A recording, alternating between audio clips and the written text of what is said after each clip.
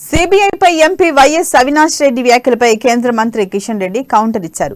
కేసును కొలికి తీసుకొచ్చేందుకు సిబిఐ పనిచేస్తుందన్నారు. వ్యక్తులు ఎవరైనా చట్టం తన పని తాను చేసుకుపోతుందని పేర్కొన్నారు.